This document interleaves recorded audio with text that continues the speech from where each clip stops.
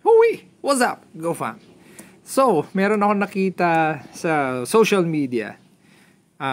Sabi niya, bakit ako, minsan lang ako mag-abono, okay naman yung pananim ko. Yun, di ba?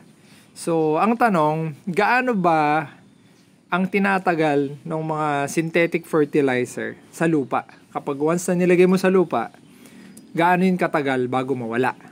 Yun, okay. So, ang sagot ko dun sa nag-post, no? Maswerte ka kasi nga, minsan ka lang mag-abono. Ibig sabihin yan, yung lupa mo ay masustansya. Yun. So, parang sa amin din naman nun.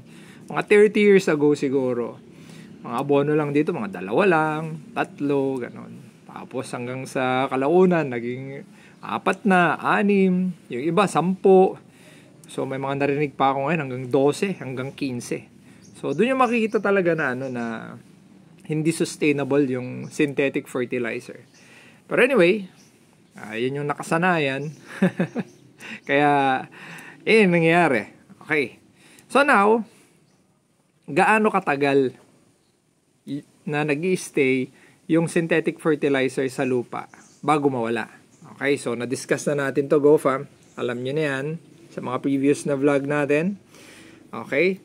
So, isa sa mga tanong din is, ano yung timing ng application? So, sagutin na rin natin para minsanan na yung video natin. So, merong 3 yugto yan, yung pag nagtanim ka ng mais. Meron kang emergence, vegetative, at saka yung reproductive. Emergence, yung pagtubo. Vegetative, ito yung paglaki ng pananim mo. Tapos reproductive, ito yung pamulaklak or pamumunga. Okay? So, kaya ang style natin dyan, naglalagay ka ng basal. Tapos yung pangalawa mong timing is 15 days. So, depende sa variety yan. Kaya meron kang window, either 15 up to 20 days. Tapos, bago mamulaklak, is naglalagay ka 30 or to 35 days. Yan, depende sa variety yan. Okay. So, para sagutin yung tanong, gaano katagal? Kaya, ganyan din yung spacing yan. Kasi nga, yung mga synthetic fertilizer natin, GoFam, nagtatagal yan sa lupa ng 1 to 2 weeks.